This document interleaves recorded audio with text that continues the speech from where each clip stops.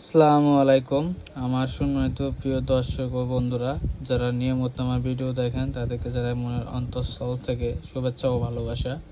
তো আজকে আমি একটা প্রবলেম দেখাবো, সেটা হচ্ছে দেখতে পাচ্ছেন রেডমি নোট 7-এর অরিজিনাল ব্যাটারি সার্কিট লাগানো আছে, পাওয়ার সাপ্লাই ভোল্টেজ আছে 4.2 এবং ওয়াট আছে 5 দেখতে পাচ্ছেন। তো আমি এটা দিয়ে সেটটা অন করার চেষ্টা করি, আপনাদেরকে একটু দেখাই। আপনারা বলতে পারেন যে মানে রেজিস্টারের সমস্যা, রেজিস্টার আমি শর্ট করে নিছি। তো আমি কিন্তু এমএমসি হেলথ রিপেয়ার করছি, এখন 100% হেলথ ঠিক আছে। এটা আবার অনেকে বলতে পারেন যে ভাই রেডমি নোট 7 তো কোয়ালকমের সিপিইউ এবং আবার এমএমসি হচ্ছে স্যামসাংয়ের, তাহলে হেলথ রিপেয়ার করলেন কীভাবে?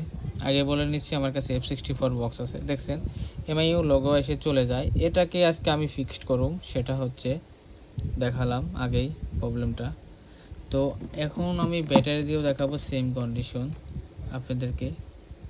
F64 দিয়ে আপনি যে কোনো ফোনের এমএমসির হেলথ রিপেয়ার করতে পারবেন এবং কি এমএমসি চেঞ্জও করতে পারবেন, কারণ এটা আরপিএমবি রিড করা যায় এবং রাইটও করা যায়, এবং আরপিএমবি কিও রিড করা যায়, রাইট করা যায়।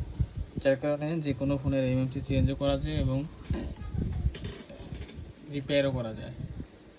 এর জন্য F64 বক্স এত জনপ্রিয়। দেখতে পাচ্ছেন রেডমি এমআইইউ লোগো এসে ঠাস করে চলে যাবে। এটারে আবার একটা সলিউশন আছে, আমি যদি এখন চার্জার ঢুকিয়ে দেই তাহলে ঠিক হয়ে যাবে, তাছাড়া বন্ধ হয়ে যাবে। আমি আপনাদেরকে দেখাই, এই চার্জার ঢোকানোর পরেই অন হবে। দেখতে পাচ্ছেন চার্জার ঢুকাই দিছি, এখন সেটটা অন হইলো। দেখেন সব ঠিকঠাক চলতেছে, সব কিছু ওকে আছে, ওয়াইফাই টাইফাই সব চলবো। আমি যখন এই যে ব্যাটারির চার্জারটা খুলে দেব, খুলেতে দেরি, ঠাস করে বন্ধ হতে দেরি নেই।